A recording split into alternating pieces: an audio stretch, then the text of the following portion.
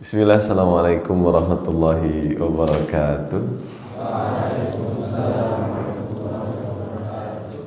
Alhamdulillah, assalatu wassalamu ala rasulillah. Asyhadu an la ilaha illallah wahdahu la syarikalah, wa asyhadu anna muhammadan abduhu wa rasuluhu la nabiyya wa la rasulah ba'dah. Alhamdulillah, kita bersyukur masih diberi kesehatan, kesempatan. Mudah-mudahan majelis kita di subuh ini bisa menjadi alat yang dengannya Allah masukkan kita ke dalam surganya. Amin ya rabbal alamin.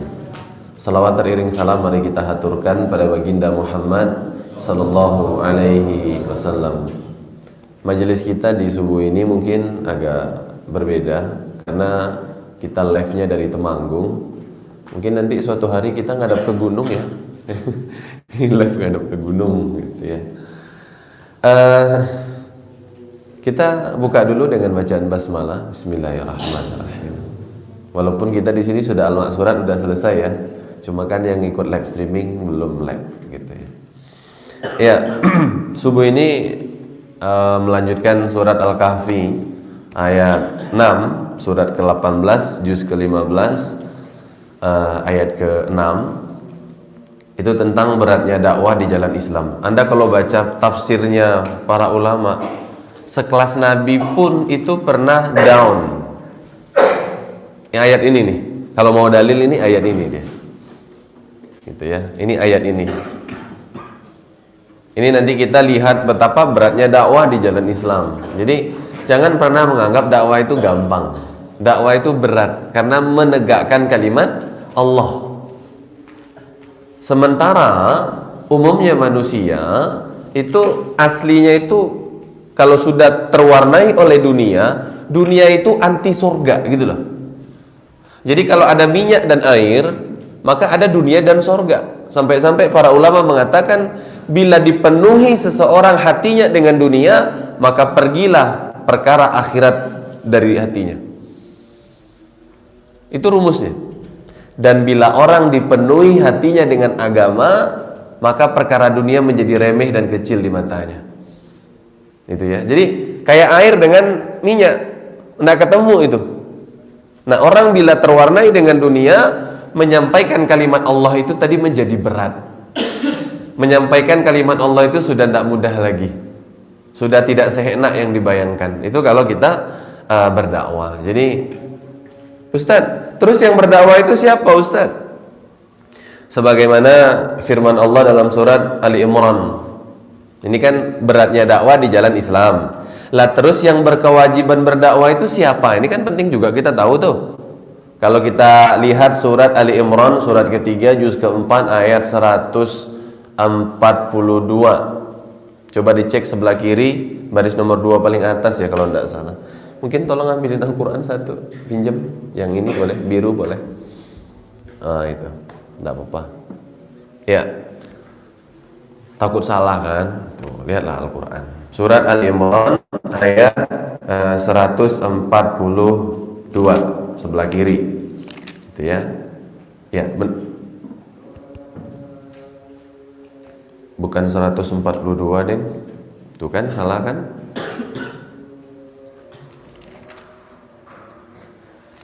Bentar. 110 sebelah kiri.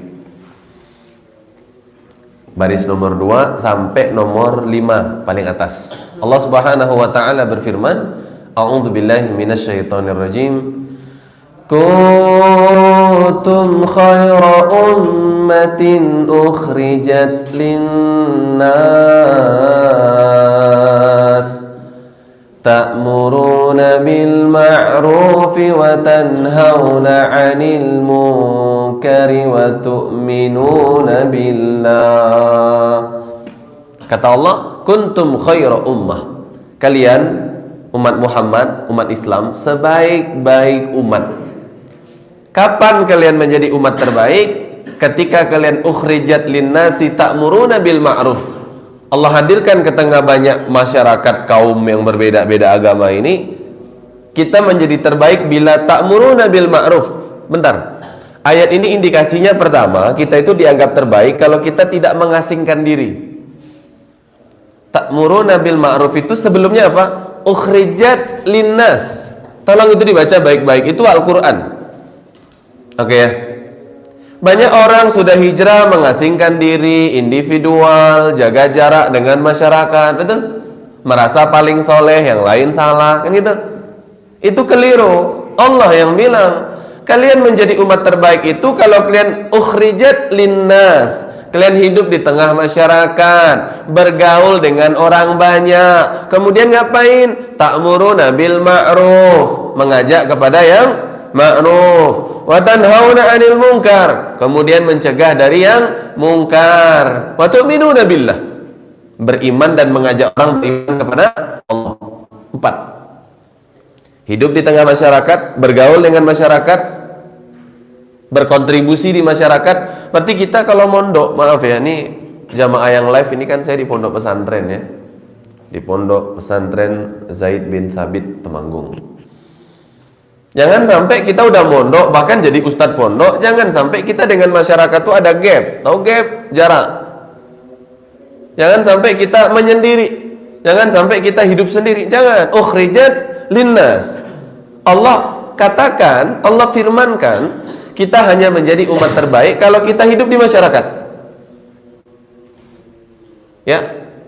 Punya kontribusi, punya manfaat untuk masyarakat, baru kita menjadi terbaik. Hidup di masyarakat ngapain? Mengajak kepada yang baik-baik, mencegah dari yang buruk-buruk, beriman kepada Allah. Itu kita terbaik. Menafsirkan ayat ini Dr. Sa'id bin Ali bin Wahab Al-Qahtani dalam kitabnya Al-Hikmah fi Da'wati ila Allah. Beliau menukil statement beberapa pendapat ulama dalam menafsirkan ayat ini. Apa tafsirannya? Fa kullu ummati Muhammad sallallahu alaihi wasallam yashtarikuna fi da'wati ila Allah.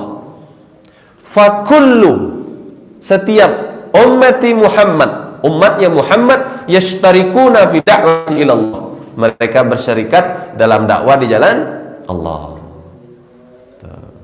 Jadi semua umat Muhammad itu mereka sama tugasnya dengan Nabi Muhammad. Ngapain? Berdakwah di jalan Allah. Oke, pertama tadi kita belajar dakwah itu berat. Karena apa? Karena kita menegakkan kalimat Allah. Oke? Kenapa berat Ustadz? Karena manusia sudah terwarnai dengan dunia. Kalau manusia sudah diwarnai dengan dunia, ngurus masalah agama itu berat. Berjuang, berkorban untuk agama itu berat. Makanya kalau ada air dan minyak, ada adu dunia dan agama. Sampai ulama mengatakan, hati dipenuhi dunia, maka urusan agama menjadi remeh. Kalau hati dipenuhi dengan urusan agama, maka urusan dunia menjadi remeh. Itu tadi mengapa dakwah itu berat. Terus kalau ada yang bertanya, siapa yang berdakwah Ustaz? Fa kullu ummati Muhammad. Semua umat Muhammad, semua orang yang meyakini Allah sebagai Tuhannya, Muhammad sebagai Rasulnya, Al-Quran sebagai kitab sucinya, maka mereka wajib semuanya berdakwah di jalan Allah. Paham ya? Minimal nih adik-adik ini kan pondok putra ya. Ini pondok putra. Minimal adik-adik, Anda akan berdakwah ke istri dan anak Anda. Oh, tidak mudah loh memerintahkan anak untuk ngaji, belajar, itu tidak mudah loh. Kita banyak lihat ustadz, apakah semua anaknya mudah didakwai? Betul? Enggak kan? Ada kadang-kadang, maaf, anak ustadz kadang-kadang menjadi malah ikon untuk sebuah kenakalan, betul kan? Tidak mudah, mendakwahi anak sendiri malah tidak mudah. Kita berdakwah kepada istri, betul? Ya, tidak mudah. Kita akan berdakwah minimal kepada istri dan anak-anak. Kalau dia seorang istri, minimal kepada anaknya. Minimal dia akan berdakwah. Ayo dek, sholat, dakwah itu. Dek bangun, sholat subuh, dakwah itu. Adek nanti ke masjid bawa uang ya, sedekah di masjid, dakwah itu. Adek jangan makan pakai tangan kiri, itu nanti makan sama setan. Kata anaknya, lah aku kan makan sama ibu, berarti ibu setan dong. Susah juga kan? Ya kan makan. Itu dakwah itu, alasan harus benar kan begitu ya. Jadi maaf ya, istri saya itu nidurin anak yang perempuan masih kecil, baru SD kelas 1. ngajarin, Dek, adik kalau mau bobok cuci muka ya, berdoa. Emang kalau nggak cuci muka, nggak berdoa, emang masalahnya apa? Ditanya. Nanti kalau adik bobok nggak cuci muka, nggak cuci tangan, nggak cuci kaki, kan masih kecil ya, belum diajarin wudhu kan? Ya, kalau yang gede sudah tahu berwudhu kan? Nanti adik jerawatan. Lah di rumah saya tuh jerawat yang banyak si Rido. Dia bilang apa? Berarti Om Rido tidur nggak pernah cuci muka ya? Coba, bingung kan? Bundanya bingung. Iya juga ya. Paham ya? Berdakwah tuh sulit gitu loh. Ya, berdakwah itu sulit. Dan berdakwah itu kewajiban kita semua. Tuh, ada ayatnya, inilah dalilnya, subhanallah. Saya ketika membaca ayat ini, ya kemudian disampaikan tafsir oleh para ulama, masya Allah. Adik-adik ya, sampai sekelas Nabi aja begini, apalagi kita manusia biasa. Nanti silakan baca kitab Taisirul Karimir Rahman fi Tafsiri Kalamil Manan, dan satu lagi tafsir Al-Azhar Profesor Dr. Buya Hamka. Sebenarnya di kamar itu ada Aisarut Tafasirnya Syekh Abu Bakar Jabir Al-Jazairi.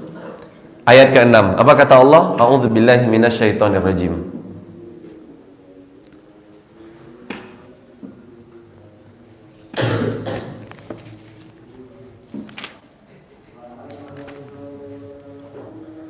فَلَعَلَّكَ بَاخِعٌ نَفْسَكَ عَلَى آثَارِهِمْ إِنْ لَمْ يُؤْمِنُوا بِهَذَا الْحَدِيثِ أَسَفًا. Ini kata Allah, surat Al-Kahfi ayat ke-6. Kata Allah, فَلَعَلَّكَ بَاخِعٌ نَفْسَكَ عَلَى آثَارِهِمْ إِنْ لَمْ يُؤْمِنُوا بِهَذَا الْحَدِيثِ أَسَفًا. Itu ya. فَلَعَلَّكَ بَاخِعٌ. Ya, kata Allah Subhanahu wa taala, boleh jadi, fala'allaka, boleh jadi kamu bakhi'un nafsaka, boleh jadi kamu hendak membinasakan diri kamu Muhammad. Coba ya, ini Allah loh yang bilang, fala'allaka bakhi'un nafsak, boleh jadi Muhammad kamu pengen membinasakan dirimu, kamu pengen bunuh diri. Pernah terlintas di pikiran Nabi. Profesor Dr. Buya Hamka ketika di penjara tanpa sebab, maka di dalam penjara Buya Hamka dibisikin oleh setan, Buya Hamka, kau ustaz, kau alim, kau ulama, berdakwah, berjuang untuk agama, kau difitnah, buruk namamu di luar, ambil silet tanganmu, bunuh diri. Pernah terpikir begitu? Kalau orang mengatakan apa yang dipikirkan Buya Hamka ini salah, Nabi pernah begitu. Allah yang bilang, fala'allaka bakhi'un nafsak, boleh jadi Muhammad kau hendak membinasakan dirimu, kata Allah. Profesor Dr. Buya Hamka dalam tafsirnya mengatakan, pernah terlintas di pikiran Nabi, akhiri saja hidup ini, berdakwah kok berat banget begitu. Ustadz sebagai ustadz pernah nggak terpikir begitu? Kalau Nabi pernah terpikir begitu, Anda bayangkan saya, paham ya? Sering kadang terpikir, udahlah nggak usah jadi ustadz aja lagi, jadi pedagang aja, buka toko mebel begitu kan? Kalau ada raja mebel, kita bikin lah king mebel begitu kan? Sama aja raja kan? Sultan mebel bisa aja gitu kan? Suka-suka aja. Udahlah jadi pebisnis, terpikir itu. Apalagi ya kalau, maaf ya, kalau kita berdakwah itu di komunitas orang-orang ya tanda kutip terpelajar lah begitu ya.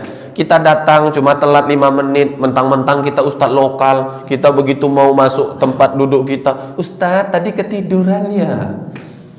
Masa jam 10 pagi kajian ditanya ketiduran kan? Coba kalau ustadz dari luar kota, tabligh akbar, 30 menit terlambat, marah nggak kira-kira jamaah? Enggak apa-apa ya. Begitu semua. Benar, coba kan diundang lah misalkan ustadz dari luar, terlambat 1 jam, nggak ada yang marah jamaah itu. Heran, giliran ustadz lokal yang lintang pukang, tunggang langgang, banting tulang siang malam, mati-matiin berdakwah di kota itu, telat sedikit, ustadz ketiduran ya, nyindirnya nggak enak banget kan? Ya, ini pilih kasih jamaah kadang kan, sakit hati juga. Pilih kasih.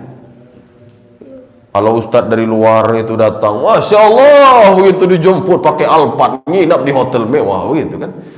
Ustadz lokal, ustadz Ransi, alah datang sendiri, pulang sendiri, kayak jelangkung, tahu jelangkung? Datang tadi undang, pulang tak diantar, paham ya? Oh, datang, pulang, insya Allah. Kadang-kadang ada yang panitia tuh chat setelah saya sampai ke rumah, assalamualaikum, mohon maaf ustadz di mana ya? Coba. Oh maaf, saya sudah di rumah. Masya Allah, maaf ustadz, nggak ketemu sama ustadz. Coba, gitu ya. Kita itu nggak diperhatikan jadi ustadz lokal itu. Makanya kadang-kadang timbul pikiran, kayaknya nggak usah berdakwah lah ya. Saya ini kayaknya nggak cocok berdakwah. Pikiran itu timbul. Kalau orang menganggap itu salah, itu pernah terjadi pada diri Rasulullah Sallallahu Alaihi Wasallam. Adik-adik, maaf, kalau Anda belajar nih menempuh jalan untuk nanti menjadi dai, minimal untuk anak dan istri, kan begitu ya, minimal, oke? Terasa berat, itu wajar. Perasaan itu akan datang. Sampai sekelas Nabi Muhammad saja, pikiran itu terlintas. Fala'allaka bakhi'un nafsak. Coba. Jadi kalau adik-adik kok datang masa-masa down itu bahasa Arabnya, bahasa Jawanya apa ya? Jenuh itu jelehi, benar ya? Jeleh. Bosan itu apa? Jeleh ya, apa ya? Ngelokro, jelehi. Ya itulah pokoknya, gitu ya. Itu ya. Bosanin gitu loh. Ini mohon maaf jamaah live streaming, kalau misalkan kameranya kurang pas begitu ya, mohon maaf. Ini memang kita tripodnya pakai standnya mikrofon. Karena apa ya, tripod yang harusnya ada, qadarullah tidak ada gitu ya. Kita tidak mau mencari alasan, kita cuma bilang tidak ada, udah. Jadi kita menggunakan apa yang ada. Akhirnya udah, stand mic itu yang kita gunakan menjadi tripod dadakan. Ini kan the power of dadakan. Di foto gitu ya. Jadi alhamdulillah masih bisa live streaming. Oke, kita lanjut. Kata Allah, fala'allaka bakhi'un nafsak. Saking beratnya berdakwah di jalan Allah, Rasulullah sempat terlintas pikiran untuk mengakhiri hidup. Ini tafsir Profesor Dr. Buya Hamka. Ini jilid kelima halaman 356. Halaman 356, lembar sebelah kiri dari baris paling atas sampai paling bawah. Itu cuma membahas ayat ke-6. Banyak disebutkan tafsir tentang Nabi sempat terpikir hendak bunuh diri karena beratnya dakwah. Nanti kita bahas betapa beratnya Nabi ya. Saya tadi cuma cerita kita. Mungkin adik-adik nanti akan merasakan beratnya itu apa? Belajar, betul kan? Bahasa Arab, pagi-pagi al-ma'thurat, habis al-ma'thurat sudah qiraah, ngafal, olahraga, hafal, belajar lagi, bahasa Arab lagi, belajar tafsir, belajar ini. Akan ada masa di mana kita itu berat. Benar, itu akan datang. Orang tidak mungkin selalu on fire, itu tidak mungkin. Kalau Nabi saja pernah seperti itu, apalagi kita. Terlintas pikiran, udahlah keluar aja dari pondok, udahlah nggak usah lagi ngikut kajian, udahlah. Itu akan terlintas. Tapi hebatnya Nabi tidak sampai kepada perbuatan, hanya lintasan pikiran saja. Gitu ya, karena dijelaskan oleh Profesor Dr. Buya Hamka, Nabi hanya sebatas terfikir saja, tidak sampai Nabi melakukan apa yang dipikirkan, gitu ya. Dilanjutkan oleh Allah Subhanahu wa taala, ala atharihim, Kenapa Nabi terlintas pikiran hendak mengakhiri hidupnya? Kenapa? Untuk membinasakan diri sendiri. Kenapa? Ala atharihim, disebabkan oleh perbuatan buruk orang-orang yang Nabi dakwahi. Pernah baca kan riwayat Abu Lahab meletakkan kotoran onta di depan rumah Nabi? Pernah ya? Pernah baca riwayat Nabi lagi sholat di Mekah diletakkan, telek onta di kepala beliau pas lagi sujud? Pernah kan? Berat, dakwah Nabi itu berat. Pernah baca riwayat Nabi diembargo 3 tahun, tak ada lagi yang dimakan kecuali makan rumput Nabi beserta para sahabat. Diembargo. Coba bayangkan, berat. Ya. Nabi pernah berdakwah ke Taif. Ini saya bawa buku Rawa'i'us Sirah, ditulis oleh Dr. Ain Al-Qarni. Anda baca buku ini, yakin Anda menangis. Baca sendiri, hayati, Anda akan menangis. Kalau Anda tak menangis, mungkin hatinya Anda lagi keras. Anda akan menangis. Baca bab, nih ya, saya sudah tandain. Perjalanan dakwah ke Taif. Ini beratnya luar biasa dakwah di sini. Maaf, sebagai ikon Nabi adalah Al-Amin di kota Mekah, betul? Al-Amin maksudnya apa? Nabi adalah figur terbaik yang dimiliki kota Mekah. So, antero Mekah kenal, Taif kenal, Muhammad Al-Amin. Berapa usia beliau diberi julukan itu? 35 tahun. Setelah proses peletakan batu Hajar Aswad. Perbedaan pendapat lah itu. Nabi Muhammad diutus oleh Allah bukan golongan biasa, suku Quraisy, suku paling terhormat di Mekah, di Jazirah Arab, keturunan mulia, orangnya hebat, terpercaya, bagus di masyarakat. Berdakwah ditolak mentah-mentah. Lah kita nggak dikenal berdakwah ditolak marah, ngapain kan? Oh dikenal aja enggak. Makanya Anda kalau mau berdakwah sukses, ikuti jalan Nabi. Paham ya? Beri manfaat kepada masyarakat. Makanya memberi manfaat itu bisa benar kalau kita ngerti ilmunya. Masa orang lapar ditausiahin? Ya enggak cocok. Orang lapar perlunya dikasih makan. Orang-orang pinggiran itu mereka itu butuh perhatian, pakaian, sembako. Setelah lama diberikan, nanti mulai mereka pengen belajar agama. Begitu, datang-datang orang kena tsunami, kita bertakwa kepada Allah. Ini karena dosa-dosa kita. Apa kata orang Aceh ketika tsunami terjadi? Diceramai begitu. Maaf berhentilah ceramah. Kenapa? Kami butuh makan, butuh pakaian, Ustadz. Kami tak butuh ceramah agama di sini. Paham ya? Nah, kita memberikan manfaat, kontribusi kepada masyarakat itu juga bisa benar kalau kita ngerti ilmunya. Cuma ilmunya yang membenarkan kita itu. Paham ya? Tuh. Itu yang harus kita lakukan. Paham adik-adik, teman-teman sekalian yang berbahagia. Jadi mereka yang didakwai Nabi ini Masya Allah, apalagi di Taif, apalagi anak pondok, nanti kita usahakan, kita ada pustakaba ya. Nanti kita usahakan ada buku, adik-adik juga nanti ada yang suka baca buku dibaca. Anda harus suka baca. Tadi malam kita sudah belajar Iqra, betul kan? Kalau dulu kita sekolah SD, saya sekolah SD, SMP, SMA, guru saya selalu bilang begini, membaca adalah jendela dunia. Bagi saya itu terlalu sempit. Jendela itu sempit, nggak bisa masuk, betul kan? Cuma bisa noleh doang, betul kan? Kalau bahasa Jawanya apa gitu? Noleh gitu, jendela apa namanya itu? Ya itulah pokoknya gitu ya.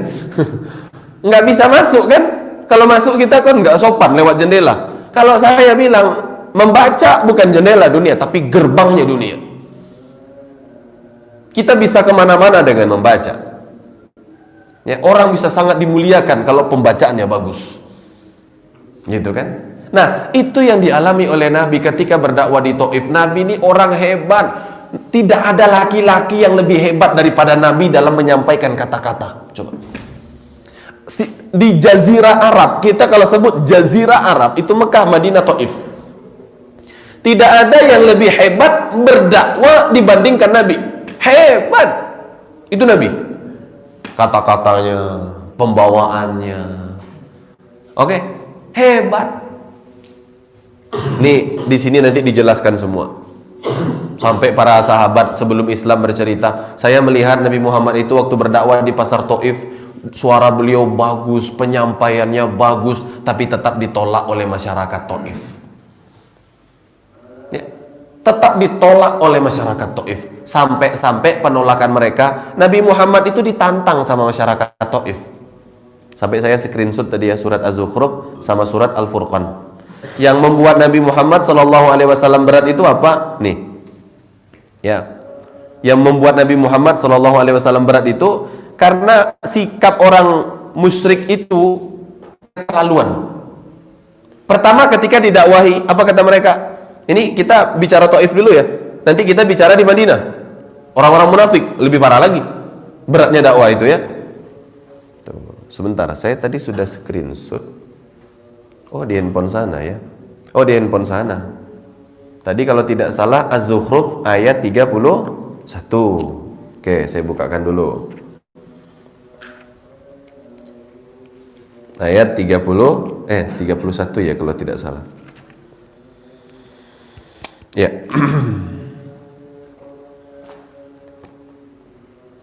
Sebenarnya kita mulai dari ayat 30. Kata Allah Subhanahu wa taala, Az-Zukhruf juz 25. Ya. Allah Subhanahu wa taala berfirman, A'udzubillahi minasyaitonir rajim. Walamma ja'ahumul haqqu qalu hadza sihrun wa inna bihi kafirun. Walamma ja'ahumul haqq, dan ketika mereka orang-orang musyrik Mekah Taif datang kepada mereka kebenaran dakwah dari Rasulullah sallallahu alaihi wasallam, qalu, mereka berkata, hadza sihrun, mereka berkata ini sihir ini, wa inna bihi kafirun, dan kami kepada dakwah ini mengingkari. Jadi dulu orang Mekah itu mereka rapat. Nabi mau berdakwah, orang Quraisy Mekah, musyrik-musyrik Mekah itu rapat, mengadakan seminar. Mereka mengadakan rapat besar. Pembesar itu rapat. Ngapain mereka? Apa tuduhan yang cocok untuk Muhammad, kata mereka. Kalau gila gimana? Oh, enggak mungkin, Muhammad itu waras. Kalau bodoh gimana? Enggak mungkin, Muhammad itu pintar. Kalau penipu pendusta bagaimana? Oh, enggak mungkin, Muhammad itu jujur. Udah, sihir. Apa indikasinya kalau dia penyihir? Muhammad memisahkan antara bapak dengan anaknya. Cuma sihir yang mampu melakukan itu, kata orang musyrik. Akhirnya ketika musim haji, Nabi berdakwah, apa yang dilakukan oleh musyrik? Penyihir itu. Maka datang seorang laki-laki yang bisa menyembuhkan orang gila, datang kepada Nabi Muhammad SAW. Muhammad, aku dengar ketika datang ke Mekah musim haji ini, kau ini adalah orang gila yang menyihir. Kalau betul, aku ini biasa menyembuhkan orang gila, katanya. Benar. Baca nanti di kitab As-Sirah An-Nabawiyah. Ini subhanallah ya, Nabi nggak marah. Coba Anda, ustadz Anda digituin, marah nggak kira-kira? Gila tukang sihir. Wah, cuma ustadz kita dibilang kerempeng, marahnya setengah mati kan gitu ya. Ustadz kita cuma dibilang bodoh, marahnya setengah mati gitu kan. Nabi Muhammad dibilang gila, dibilang penyihir, nggak marah. Katanya kamu gila. Maka Rasulullah tidak menjawab itu, tapi Rasulullah membaca innal hamdalillah nahmaduhu wa nasta'inuh wa nastaghfiruh wa natubu ilaiki. Panjang. Kata namanya Hudzail. Laki-laki ini namanya Hudzail. Coba diulang lagi. Innal hamdalillah nahmaduhu wa nasta'inuh. Terus sampai selesai. Maka laki-laki ini berkata, aku tidak pernah mendengarkan kalimat sebagus ini. Mulai saat ini aku nyatakan beriman kepadamu. Coba, subhanallah. Nggak tersinggung. Hebat. Pernah itu terjadi. Makanya disebut hadza sihrun. Ini sihir ini. Coba lihat ayat 31. Yang lebih menyakitkan itu ini lagi. yang lebih menyakitkan itu ini, gitu loh. Wa qalu laula nuzzila hadzal Qur'an laula nuzzila hadzal Qur'an ala rajulin minal qaryataini azim.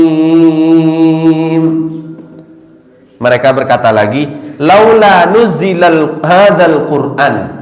Mereka berkata, kalaulah, kenapa tidak Al-Quran ini diturunkan ala rajulin kepada seorang laki-laki minal qaryatain, di antara Mekah, Madinah atau Taif ini yang azim, laki-laki yang mulia, punya kedudukan tinggi. Kenapa bukan dia yang dipilih oleh Allah diutus Al-Quran, yang punya jabatan maksudnya.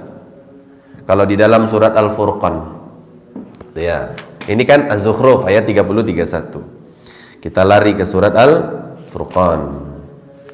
Saya tadi buka di handphone itu, sudah saya screenshot. Gitu ya, bentar. Surat Al-Furqan surat ke berapa?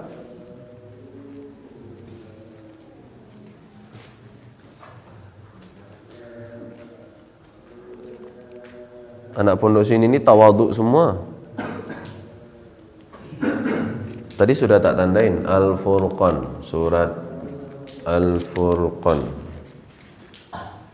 Tadi kalau di handphone yang satunya yang digunakan untuk live itu sudah tak screenshot.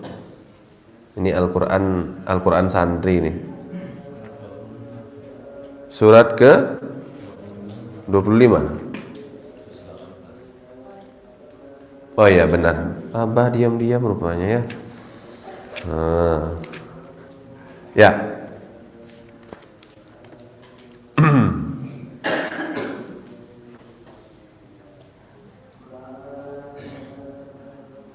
Itu ayat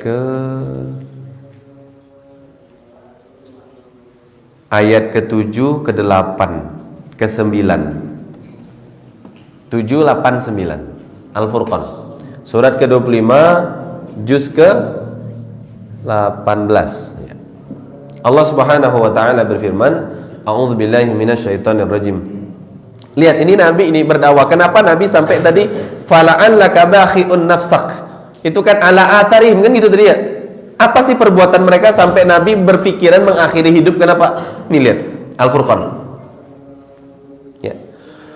Wa qalu ma li hadzal rasuli ya'kulu at-ta'ama wa yamshi fil aswaq laula unzila ilaihi malakun fayakuna ma'ahu nadhira. Waqalu, dan mereka yang didakwahi oleh Nabi berkata. Jadi kalau Anda, nih yang ngisi kajian Ustadz Ransi, Anda berpikiran, kenapa bukan Ustadz Abdul Somad? Nah, sama dengan ayat-ayat tadi, paham ya? Paham ya? Kenapa ya Abah Heri itu bukan bupatinya Temanggung? Nah gitu. Nah itu sama dengan ayat-ayat tadi. Musyrik juga itu berarti kan. Ya, itu pemikiran yang tidak baik. Ini yang dilakukan oleh orang-orang yang didakwahi oleh Nabi. Mereka berkata apa? Mereka berkata, mali hadzal rasul, kenapa rasul yang diutus oleh Tuhan ini yakulut ta'am, kenapa dia masih makan, wa yamshi fil aswaq, kenapa dia masih bepergian ke pasar, laula unzila ilaihi malak, kenapa bukan malaikat yang diutus atau bersamanya malaikat, fayakuna ma'ahu nadhira, maka ada yang memberi peringatan di sisinya. Sifat penolak dakwah itu mencari celah kesalahan, yang kesalahan itu digunakan untuk tidak mengambil kebenaran. Itu sifat orang menolak. Az-Zukhruf 30-31, Al-Furqan ayat 7, 8, 9. Ini 7. Ayat ke-8. Aw yulqa ilaihi kanzun aw takunu lahu jannatun ya'kulu minha, atau yulqa ilaihi kanzun, yang menjadi rasul itu orang punya harta banyak. Kenapa yang menjadi pimpinan pondok itu bukan orang kaya raya? Kayak yang punya warung steak misalkan. Itu adalah perbuatan orang-orang yang menolak dakwah Nabi dulu. Ya. Kenapa yang diutus menjadi rasul ini bukan orang yang punya hartanya banyak? Aw takunu lahu jannah, dia punya kebun. Ya. Ya'kulu minha, yang dari kebun itu dia makan, enggak pergi lagi ke pasar, kata penolak dakwah. وَقَالَ الظَّالِمُونَ إِن تَتَّبِعُونَ إِلَّا رَجُلًا مَسْحُورًا. Maka orang-orang zalim yang menolak dakwah Nabi berkata, tidak ada yang mengikuti dakwah Nabi melainkan orang-orang yang terkena sihir. Terkena sihir semua itu, kena guna-guna, jampi, santet itu. Coba dibuka perutnya banyak paku itu santet. Begitu mereka menuduh siapa yang ikut dakwah Muhammad mesti dia itu orang kena sihir itu, gila itu, bodoh begitu. Dan ingat, yang mengikuti dakwah Nabi dari awal tuh orang cerdas, orang kaya mayoritas, miskin tuh malah sedikit, maaf loh ya. Jadi kalau ada anggapan bahwa yang menerima dakwah Nabi awal-awal kalangan bawah dan orang miskin, itu sejarah bohong, kata Profesor Dr. Buya Hamka. Tidak benar itu sejarah. Karena yang pertama kali masuk Islam dan yang banyak itu siapa? Abu Bakar As-Siddiq. Siapa? Orang kaya, terpandang, terkenal, cerdas. Abu Bakar ngajak siapa? Utsman bin Affan, kaya raya, pintar, cerdas. Abdurrahman bin Auf, Sa'ad bin Abi Waqqas, Abu Ubaidah bin Jarrah. Coba lihat, orang kaya semua. Lah kadang-kadang kita jeleknya dakwah itu apa? Tidak mau mendakwai orang kaya. Dianggap menjilat. Menjilat dengan mendakwai beda. Masa menjilat orang miskin? Paham? Itu kan? Kita tuh kan kalau kajian kampung itu loh, Assalamualaikum Mbah, itu kan tujuannya biar diundang ke rumahnya makan gitu kan. Saya ngerasain itu di pondok. Assalamualaikum Mbah, waalaikumsalam, mari Mas Pinara. Lah teman saya orang Aceh, mau nopo-nopo Mbah, mau nopo-nopo Mbah. Sok pinter bahasa Jawa. Disuruh Pinara, dia mau nopo-nopo terus pergi gitu loh. Mbahnya bingung, oh boy. Sudah kan Pinara kita nih, sudah nih mampir kita ini, udah mampir kita nih, suruhlah makan. Mas, mangan yo. Ini ikan dimangan. Kerupuk itu bahasanya apa itu? Ya kupuk, mangan. Ini sambal dimangan. Ini jangan dimangan. Nggak ada yang makan sayur satupun, nggak ada. Habis makan mbahnya tanya, nggak suka sayur toh? Tadi mbah bilang jangan dimakan. Jangan, sayur itu jangan. Nggak ada yang makan sayur. Alah Mas, jangan itu sayur. Oh, itu yang diharapkan dulu kalau kita kajian ke desa-desa. Nanti kalau ndak habis dibekalin. Udah Mas, dibawa pulang. Alhamdulillah. Itu pulang itu senang banget. Dari kampung. Bawa apa coba? Bawa tuh plastik. Saya saking dekatnya sama jamaah dibuatin sambal udang, telur dadar, karena dia tahu orang Sumatera suka sambal. Jadi kalau kajian itu mau pulang dibungkusin sambal banyak. Nih Mas ya, untuk 3 hari, besok tak buatin lagi. Baiknya gitu ya. Jadi anak di pondok tuh nggak pernah makan nggak enak, enak terus makanan anak. Terus teman anak siapa? Bapak dapur. Kalau dekat sama bapak dapur mesti makanannya enak. Santri 600, antri semua kan. Mas Ransi, Bapak, apa kabar? Sehat-sehat. Sini. Itu makanannya sayur itu sama tempe. Nih, kasih telur dadar sama sambal. Tapi taruh di bawah nasi ya, biar gak ada yang tahu. Wah. Di Mahat Ali keren lagi. Di Mahat Ali lebih keren. Ya, kalau kan saya maaf ya, kurang suka makan tempe diiris-iris di sayur, saya kurang suka. Biasanya bapak dapurnya tahu, saya manggilnya Pak D. Kalau udah masa itu Pak D-nya, nanti kalau azam datang, saya kalau di pondok dikenal dengan nama Azam, gitu kan? Karena mungkin dikira bintang film gitu. Nanti kalau azam datang, bilang panggil Pak D. Azam tadi Pak D suruh panggil. Pak D, ada apa? Saya sebenarnya udah tahu kan. P piringnya aja masukin piring, keluar itu udah ada nasi, di bawahnya ayam, ikan gitu ya. Makmur saya, makanya itu di pondok salah satu badan yang tetap berisi saya. Berisi, dia anggap bos saya itu, padahal saya orang tua nggak ngirimin uang loh, maaf ya. Saya itu mondok tidak dikirimin uang, tapi saya dekat sama bapak dapur. Kalau sekarang nggak bisa lagi, di pondok ini udah nggak bisa, sudah bocor rahasia kan? Rahasia udah bocor, udah nggak bisa lagi. Di sini udah nggak bisa, gitu ya. Ayo kita lanjut. Jadi mereka berkata, in tattabi'una illa rajulan mashhura. Oh, itu kok nak sihir. Coba lihat ayat 9, hebatnya Allah berfirman. Ini subhanallah ya. Unzur kaifa darabu lakal amthala fadallu fala yastati'una sabila. Ini kan ada ustadz yang ngajar bahasa Arab ya.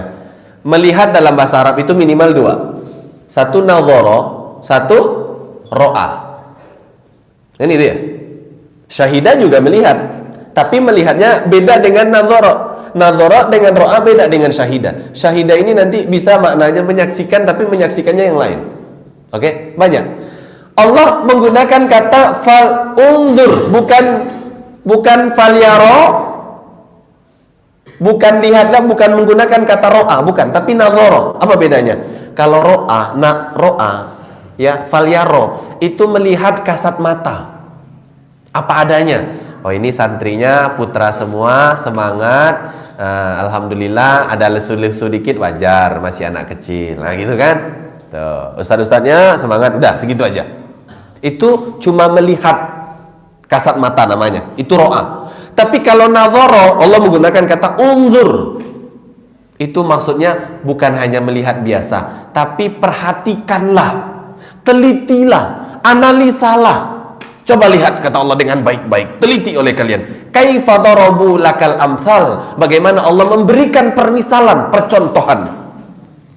Fadallu fala yastati'una sabila, orang-orang yang tersesat, fala yastati'una sabila, maka tak ada jalan untuk mereka meraih hidayah. Allah minta kita memperhatikan ayat ini. Lah kalau kita baca nggak perhatian, berarti kita, maaf, tidak mengindahkan permintaan Allah, betul? Allah yang minta loh. Coba perhatikan oleh kalian baik-baik.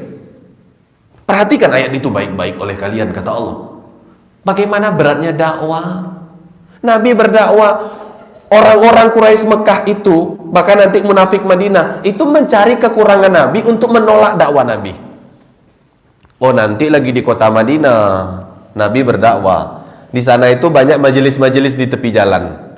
Majelis kongko-kongko, nongkrong-nongkrong.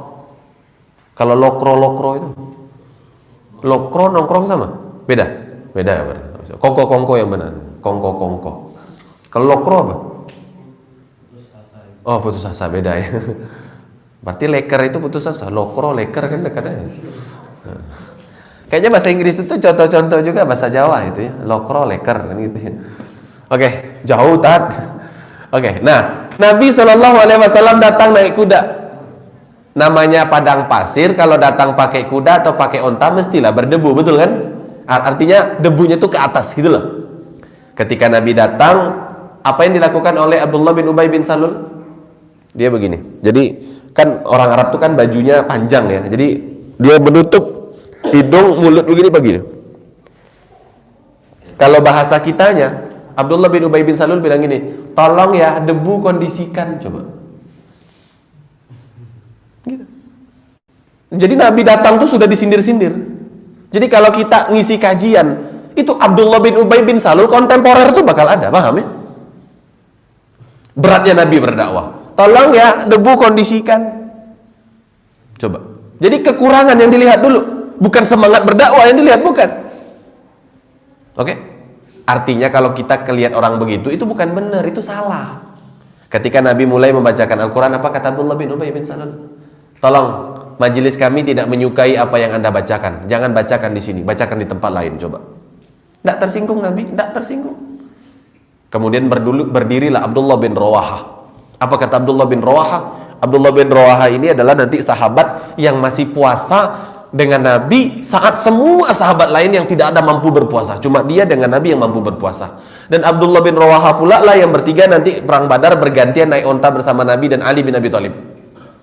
Jadi karena ontanya sedikit, nanti mereka bergantian naik onta. Nabi, Ali, Abdullah bin Rawaha gantian naik onta. Sedih banget kisahnya itu. Ketika giliran Ali naik onta sama Abdullah bin Rawaha, apa kata mereka berdua? Ya Rasulullah, kami tidak enak hati. Masa Anda jalan kaki, kami naik onta? Udahlah kami aja jalan kaki, engkau naik onta terus, kata dua orang sahabat ini. Apa kata Nabi? Jangan. Ana basyarum mithlukuma. Aku manusia kayak kalian berdua. Aku manusia butuh berjalan dan butuh istirahat. Kalian juga. Kalau kalian jalan terus, kalian kecapean. Udah nggak apa-apa, gantian coba.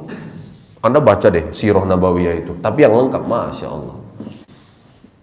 Abdullah bin Rawaha berdiri di majelisnya sendiri. Apa kata Abdullah bin Rawaha? Wahai Muhammad, kami menyenangi apa yang Anda bacakan. Bacakan di tempat kami. Coba. Beratnya dakwah. Tidak tersinggung Nabi. Tidak tersinggung. Subhanallah. Ada Abdullah bin Jahal kontemporer, Abdullah bin Ubay bin Salul kontemporer bakal ada. Kita datang berdakwah, dia ngomong negatif, bakal ada. Abu Lahab dan Ummu Jamil, itu kan suami istri ya, akan ada. Siapa Abu Lahab dan Ummu Jamil? Orang yang ikut kajian Nabi, tapi bukan untuk ngambil manfaat. Ngapain mereka? Ngobrol, ngajak jamaah ngobrol di belakang, ngata-ngatain Nabi di belakang. Jadi kalau Anda berdakwah, kok ada yang ngobrol? Itu Abu Lahab dan Ummu Jamil kontemporer. Itu kalau saya berdakwah di luar, itu ngekek yang ketawa, belakang-belakang itu ngekek ketawa, yang ngobrol-ngobrol itu. Paham ya? Benar. Gitu ya. Oh, Abu Jahal lain lagi. Subhanallah. Udah jam berapa kita? 6.33. Udah 1 jam bertiba. Udah 1 jam gitu. Nanti kita nggak ada sesi tanya jawab lah. Itu di situ ada pertanyaan di chatnya. Alhamdulillah nggak ada. Lebih baik nggak ada gitu ya.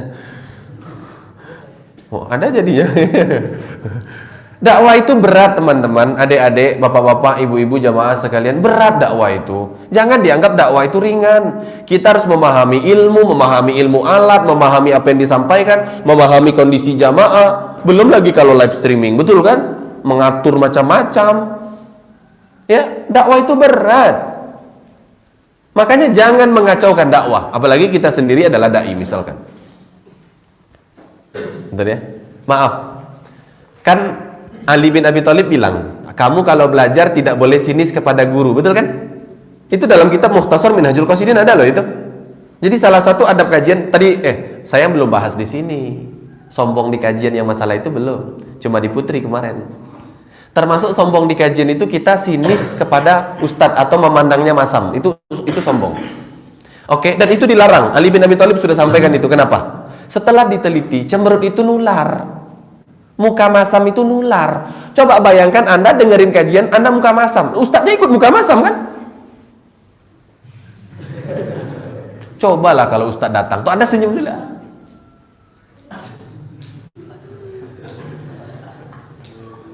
Paham? Siapapun, walaupun ustadznya nggak ngelihat Anda, nggak apa-apa. Kalau capek.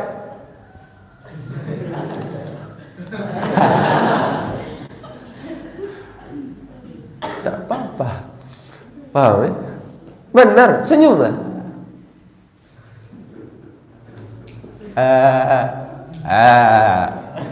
Pura-pura ngangguk-ngangguk aja walaupun nggak paham ya? Orang ketawa kan? Karena cemberut nular, senyum pun nular. Keren ya? Makanya ulama itu ngajarin seperti itu. Gitu. Dakwah itu berat teman-teman. Makanya kita nih sesama kita.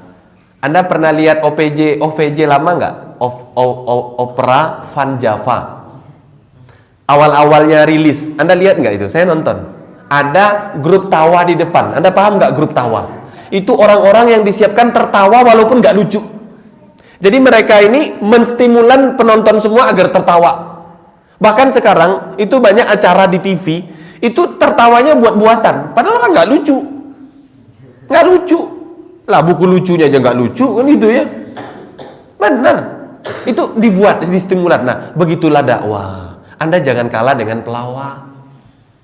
Cara kita menyemangati ustadz begitu ya, atau kita nanti jadi ustadz, karena itu kan al jaza min jinsil a'mal. Apa yang kita lakukan itu yang kita dapatkan nanti. Itu dalam Islam. Kalau kita membantu seorang ustadz ketika dia berdakwah biar bagus, nanti kita berdakwah digitukan juga, minimal anak kita. Gitu ya, ustadz, emang ustadz sudah melakukan itu ke anaknya? Weh. Terus dan itu suatu hari kejedot, kenceng jedotnya, nangis dia. Saya bawa ke belakang ngobrol, udah berhenti nangis, main ketawa lagi. Lah anak saya cewek yang gedenya tuh heran, kok bisa datang ke saya? Apa? Itu tadi Rusdan nggak dikasih apa-apa? Enggak. Itu nangis berhenti? Iya. Sekarang main tertawa? Iya. Itu nggak dikasih apa-apa gitu? Enggak. Nggak dibeliin apa? Enggak. Hebat dia, coba. 3 tahun loh usia Rusdan itu kala itu.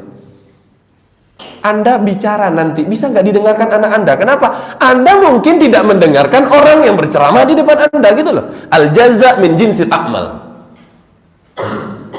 Ustadz, saya berzikir Ustadz. Saya buat status Ustadz.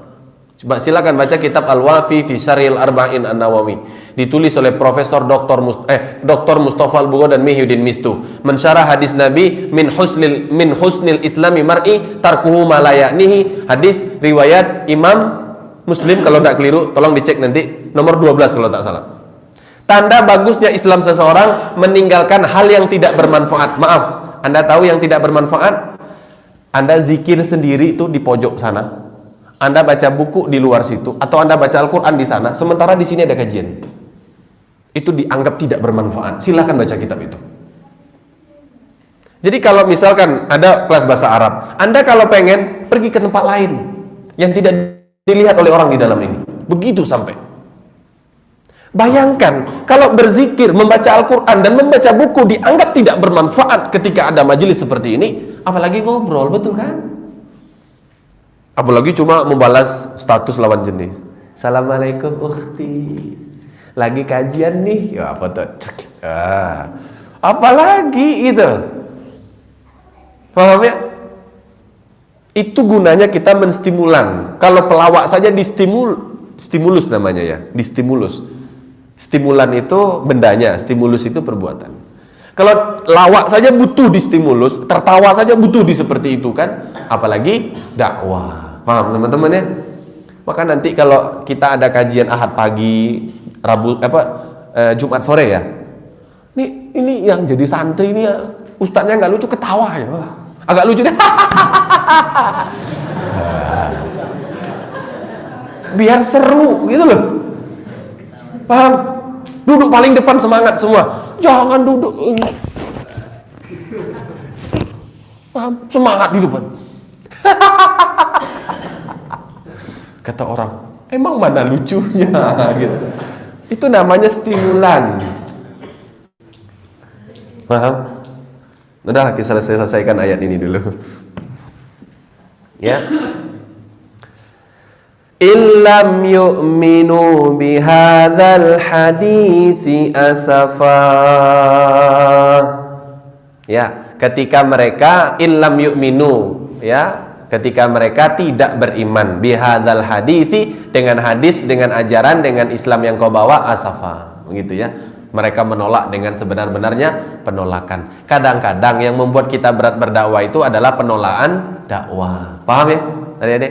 Jadi gini loh, sekarang kan kita berproses jadi dai. Nah, ada ustadz muda yang sekarang ngajarin adik-adik. Ada bahkan yang lebih senior. Kok merasa berat? Itu wajar. Nabi pun pernah mengalami itu. Tapi jangan sampai keluar berbentuk ucapan, tatapan, dan perkataan. Jangan keluar. Cukup di dalam hati, istighfar. Ingat, itu tidak boleh ada. Betul. Kalau ustadz tadi kenapa ustadz ceritakan? Untuk memotivasi dan mengingatkan. Itu pasti terjadi gitu loh. Nah, kalau adik-adik yang belajar di pondok atau jamaah yang ikut kajian, timbul perasaan-perasaan, udahlah, capek lama-lama begini-gini aja. Gitu ya, ada perasaan-perasaan itu. Kok jadi orang baik susah ya? Kok ngikut kajian susah ya? Bla bla bla bla bla. Atau yang jadi ustadz muda ngajarin adik-adik di sini, udahlah, capek banget ngajarin mereka. Mereka diajarin juga main-main, ngantuan misalkan. Itu perasaan itu mesti akan datang. Bahkan mungkin sekelas Abah Heri yang tanda kutip punya andil paling besar di sini, akan datang itu perasaan itu. Udahlah, kamu capek-capeknya nyekolahin orang, menghidupi orang. Kamu carikan mereka makan, kamu carikan mereka guru, kamu sediakan tempat yang layak untuk mereka. Mereka masih seperti ini, disediakan keranjang pakaian, rusak. Disediakan plastik, rusak. Karung goni, rusak. Cantelan, rusak. Keran air, rusak. Gagang pintu, rusak. Alhamdulillah kloset gak diangkat gitu kan. Gitu ya. Akan timbul pikiran itu akan timbul. Udahlah, nggak usah lagi, biarin aja mereka tahu rasa mereka. Akan timbul itu. Cuma ingat langsung, oh iya, inilah namanya siklus dakwah. Inilah beratnya berdakwah. Sabar. Jangan sampai pikiran itu keluar berbentuk tatapan, perkataan, ucapan, perbuatan. Jangan sampai keluar. Begitu ya. Mudah-mudahan adik-adik tetap semangat belajar, ustadz-ustadz semangat mengajar. Mudah-mudahan kita yang mencari ilmu semuanya Bapak Ibu semangat untuk mencari ilmu, menjadi baik, berhijrah. Mudah-mudahan dengan itu nanti bertetangga kita di surganya Allah. Amin ya rabbal alamin. Ada pertanyaan? Banyak. Oh gitu ya.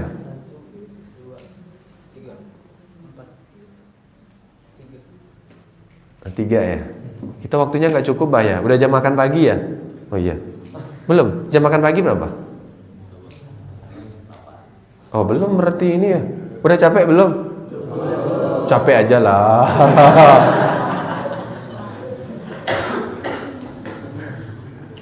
Kita jawab nggak nih pertanyaan? Jawab aja ya. Mana tahu kan ada hal yang bagus ya. Udah nggak apa-apa, dibacain dong. Dari Master. Iya. Bismillah, izin bertanya Ustaz. Oh, iya. Di sosmed terlihat tidak sedikit pemuda-pemudi yang mengalami krisis kesehatan mental. Hidup hampa, tidak takut mati, depresi, kadang orang tua justru jadi pemicunya. Sebaiknya bagaimana kalau ketemu orang depresi, sikapnya bagaimana? Di masyarakat malah kadang cuma dibawa ke dukun atau diruqyah, bukan dibawa ke rumah sakit, disebut-sebut kurang iman padahal rajin ibadah. Iya.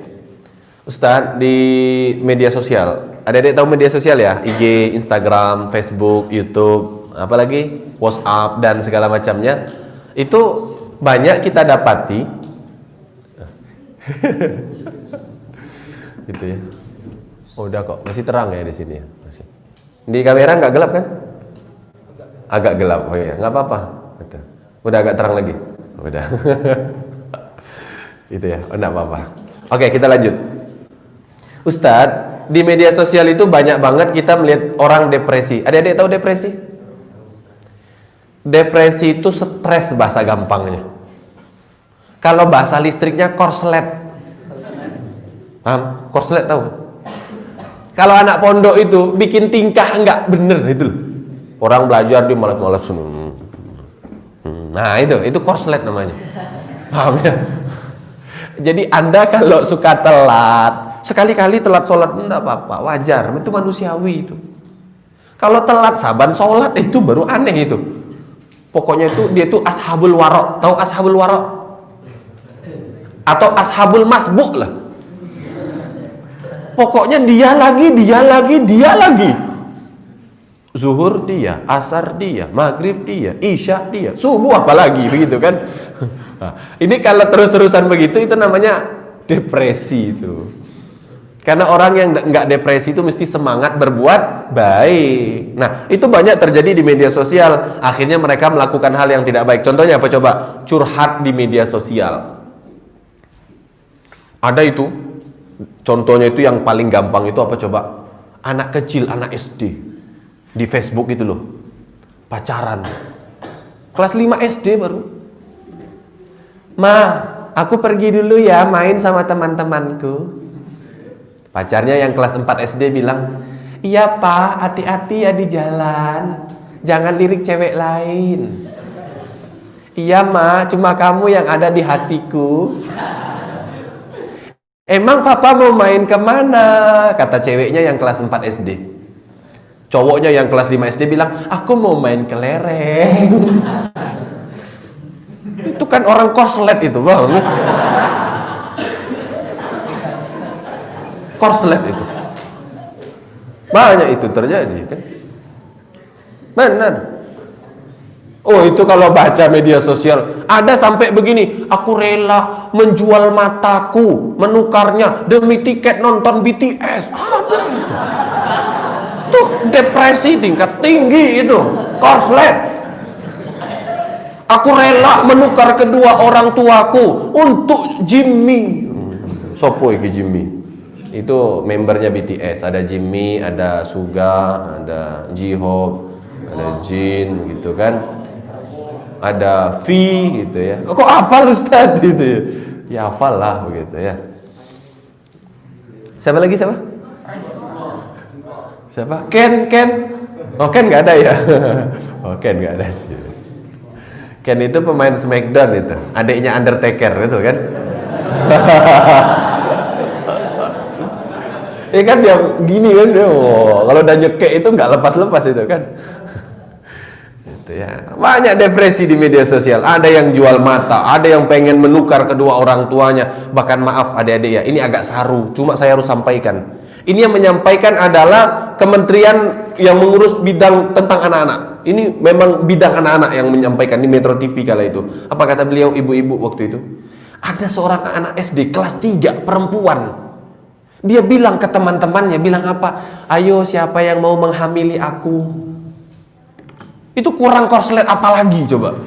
Itu bukan korslet, itu meledak trafonya itu. Paham? Meledak itu. Benar.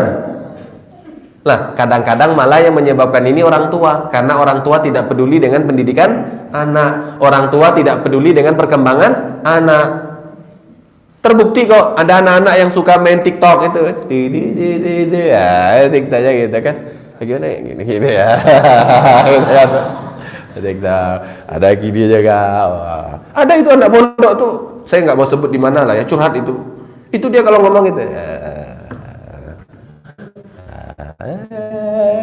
Gitu. Jadi kayak orang sawan, tahu sawan? Iya. Saraf itu bukan saraf kejepit namanya. Saraf tertukar gitu. Itu seperti itu, kadang-kadang penyebabnya malah orang tua, enggak perhatian lah, terlalu membuat aturan lah, terlalu keras lah. Apa sikap kita? Karena di masyarakat yang begini malah diruqyah, di masyarakat yang begini malah dibawa ke dukun. Itu dua-duanya salah. Saya kenalkan kepada Anda, alhamdulillah saya sudah menterapi beberapa anak yang seperti itu, dari yang kecil sampai yang gede, alhamdulillah sukses. Bukan di ruqyah obatnya, apalagi dibawa ke dukun, bukan. Obatnya apa? Didampingi, diperhatikan, didengarkan, sabar kepadanya, udah selesai. Saya ketemu anak-anak, masya Allah, Anda nih tak ceritain, anak orang kaya, sekolah setiap hari orang tuanya ganti penjual di sana. Dia masuk ke tukang itu, ada kan es gerobak dorong itu ya. Dia naik ke atas gerobak tuh diputar-putar, esnya dibuang-buang sama dia. Kalau belajar nggak mau di kelas, di atas pohon. Bener, apian orang kaya. Akhirnya ngaji sama saya, dekat, bla bla bla bla. Tes di Darussahadah. Kurang apa lagi coba? Sekolahnya di Budi Mulia 2. Itu sekolah salah satu paling mahal di Jogja. Di atasnya Al-Azhar. Masuk SD bayar 30 juta masuk SD. SD loh ya. Dia SMA loh. SD, SMP, SMA di sana. SMP, SMA di sana. SD-nya tok 30 juta. Uang bulanannya sejutaan. Setiap tahun itu daftar ulang ya namanya, itu 12 juta. Sekolah mahal, sekolah branded. Uang pakai baju seragam nggak ada di sana, bajunya nggak ada baju seragam, baju bebas di sana, rambut panjang boleh. Benar. Itu akhirnya sampai pada tahap dia pengen masuk pondok pesantren. Ada lagi 2 orang anak yang gila game. Saya bilang, mas pengen anak mas nangis besok atau sekarang? Maksudnya Ustadz, kalau mas pengen anaknya nangisnya besok, biarin dia main game sepuas dia, biarin dia nakal, biarin. Tapi kalau mas pengen anak mas nangisnya sekarang, besoknya dia bahagia, biar dia nangis sekarang gara-gara nggak main game, biarin aja. Gamenya buang, handphone simpen, TV simpan, betul. Cerita namanya, bapaknya saya nggak mau sebut, takutnya nonton online juga kan. Tad, anak saya Tad. Lama nggak nangisnya? Enggak, Tad. Saya bilang, mas, saya belajar psikologi anak dan psikologi perkembangan. Nggak akan lama anak kecil itu menangis. Nggak akan lama. Itu sudah teorinya begitu dan mesti begitu. Nangisnya sebentar itu, paling nanti, yaudah, gitu ya. Itu yang cewek sama kakaknya diusilin. Mau yang main sepeda gede nggak boleh. Datang ke rumah itu udah mau nangis. Udah mau nangis datang ke rumah itu. Sama bundanya, "Adek, ini selimut baru gambarnya bagus." Hilang nangisnya. Iya bunda ya, hilang gitu loh. Anak kecil tuh begitu. Akhirnya beliau pilih nangis sekarang. Apa yang terjadi? Anaknya masuk sekolah Islam. Kebetulan saya pembina di sana. Bukan pembina sih, pengasuh di Yayasan SPA Indonesia. Dia punya sekolah seluruh Indonesia, namanya Salsabila. Anaknya masuk ke sana, kelas SD kelas 1 itu sudah 2 juz dia hafalan. Setoran sama saya, berani dia. Ayo, namanya Hamzah. Cocok lah namanya Hamzah kan gitu loh. Nakal. Dia nakal, orang tuanya bilang gini, "Adek, kamu kok nakal banget?" Dia bilang apa? "Alah, mama bilang aku nakal. Aku nakal pasti mama dulu kecil juga nakal kayak aku kan," dia bilang.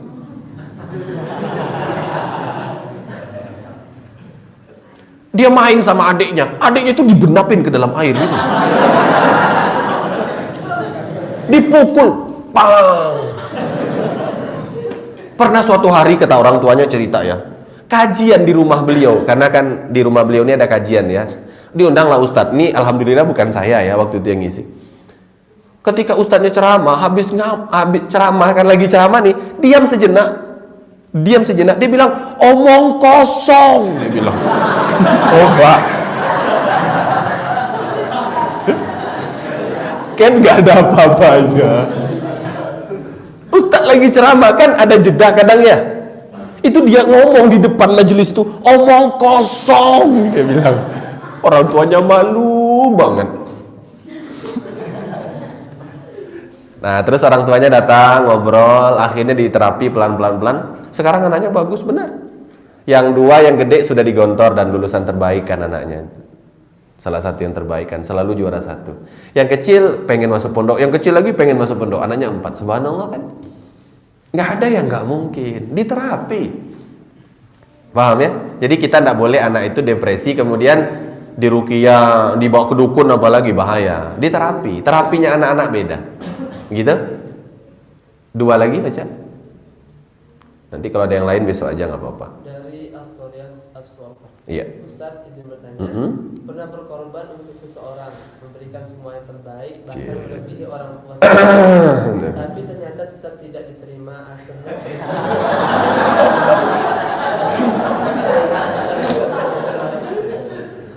tapi ternyata tetap tidak diterima, akhirnya pergi, rasanya putus asa. Seandainya agak kenal kajian mungkin sudah menyakiti diri sendiri. Dia sekarang sudah mendingan, tapi kadang masih ingat terus melakukan berbagai mimpi. Kira-kira berapa lama yang bisa move on? Iya.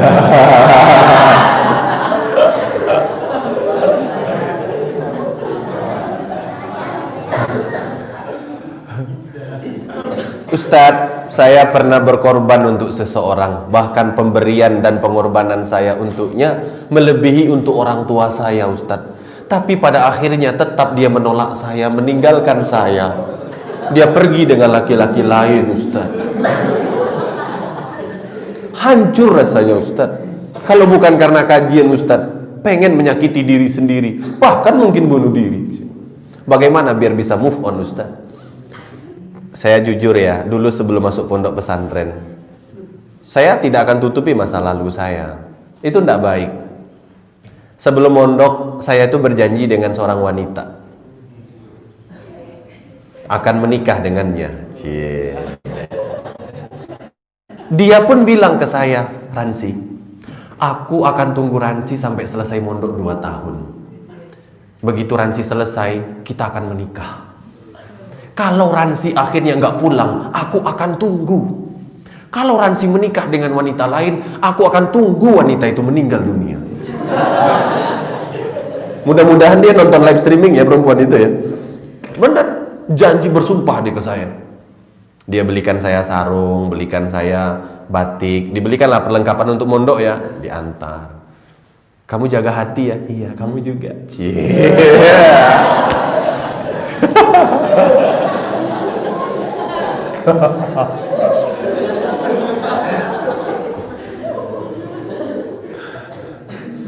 Anda tahu 8 bulan saya di Pondok Darussahadah, dia majang foto di Facebook dengan cowok lain. Paham ya?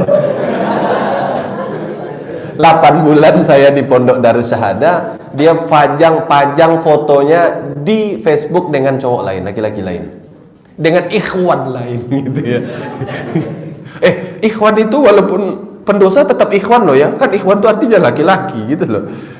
Iya, teman saya ngasih tahu, saya nelpon ke pondok, itu loh si fulana, dia sudah majang foto dengan cowok lain. Tak lihat, hancur. Kan tanya, berapa lama bisa move on? 5 tahun. Lama gitu ya. Enggak, 2 tahun bisa selesai. Karena Ustadz saya bilang ketika saya curhat, ada satu hal yang tidak akan pernah hilang, kata beliau. Apa? Kenangan. Paham ya? Makanya jangan bikin kenangan berupa dosa, paham? Jangan gitu loh. Jadi kalau tanya, Ustadz berapa lama itu akan berakhir bisa move on? Sebenarnya 2 tahun. Kalau kita mengosongkan diri dari si dia, tidak kepo statusnya, paham? Tidak lihat-lihat IG-nya, tidak lihat-lihat Facebook-nya, tidak lihat-lihat fotonya, itu kita bisa move on 2 tahun. Tapi kalau diam-diam lihat, nggak bisa. Teringat terus. Bahkan jeleknya lagi, sudah menikah, kenangan itu terasa lebih indah daripada pernikahan nanti. Saya pernah baca buku ulama bilang begini, orang sudah menikah, saking parahnya, setan akan menjadikan di mata laki-laki itu monyet yang dihias lebih cantik dan menarik daripada istrinya. Seperti itulah. Dan begitu sebaliknya. Ngeri kan? Jadi kalau pengen move on, saran saya fotonya hapus semua, hadiah-hadiah darinya buang semua, jangan dibuang ke tong sampah, ini taruh ke Zabisa begitu kan. Mungkin mana tahu ada yang bermanfaat kan, gitu ya. Terus ya disedekahkanlah ke mana tempat yang bisa disedekahkan. Pokoknya jangan ada tentang dia di dalam hidup Anda, satu. Yang kedua, cari lingkungan yang baik. Dekat dengan ustadz, dekat dengan guru-guru, kalau bisa sering ke pondok pesantren. Ke pondok itu enak, bener. Kita dengerin santri ngaji itu kadang-kadang bisa nangis, betul kan? Santrinya aja nggak nangis kan? Gitu. Jadi saran saya seperti itu. Insya Allah semakin besar usaha, semakin cepat bisa move on. Wallahu a'lam bishawab. Dan jangan lupa berdoa. Terakhir. Dari Mas Denis Gali. Iya. Assalamualaikum Ustaz. Waalaikumsalam. Jika sedang ada kajian, apakah sholat sunnah, zikir, hafalan dan lain yang sunnah sebaiknya tidak dilakukan? Bagaimana caranya menegur orang lain yang mungkin melakukan hal tersebut? Ya. Misal hafalan yang akhirnya membuat kita merasa tidak fokus mendengarkan. Wajazakumullah. Ustaz, misalkan sholat sunnah majelis sudah berlangsung, saya baca kitabnya beliau Az-Zahra. Kata beliau begini, ini dinukil dari statementnya Imam Asy-Syafi'i, Thalabul ilmi afdal min sa'irin nawafil. Dalam riwayat yang lain, afdal min sa'iri sholatin nawafil, begitu kalau tak keliru. Jadi majelis ilmu itu lebih utama dari amalan sunnah apapun. Oke? Maka kata beliau yang menulis buku ini, kalau kita datang ke masjid sudah majelis ilmu, tidak perlu tahiyatul masjid. Gitu ya. Kalau majelis sudah diberlangsungkan, tidak perlu qobliyah ba'diyah. Kalau sudah berlangsung lah ya, beda ya, dengan belum beda. Itu. Jadi semua yang sunnah itu ditinggalkan untuk yang wajib, karena belajar ilmu itu adalah hukumnya wajib. Nah, Ustadz, kalau kemudian orang di sebelah kita itu ngulang hafalan lah dia, baca zikir lah dia kencang suaranya, bahkan kita kadang-kadang terganggu. Bagaimana cara kita mengingatkan orang seperti itu? Kadang-kadang agak sulit. Maka cara terbaik adalah kita pindah tempat. Lah masalahnya tadi itu di rumah, tadi berdua sama istri saya begitu, ayo berat juga itu kalau begitu kan, gitu ya. Nah jadi kalau istri masih bisa suami menasehati, kalau suami istri masih bisa memberikan usulan. Kalau orang lain kadang-kadang nggak terima dikasih masukan, maka sifat yang terbaik jangan dinasehati dulu. Mungkin kita berusaha fokus dengan menjadikan itu pelajaran, besok duduk mungkin di depan, mungkin begitu ya gitu. Wallahu a'lam bishawab. Karena waktu kita cukupkan, kita tutup dengan kafaratul majelis. Subhanaka Allahumma wa bihamdika asyhadu an la ilaha illa anta astaghfiruka wa atubu ilaik. Assalamualaikum warahmatullahi wabarakatuh. Waalaikumsalam.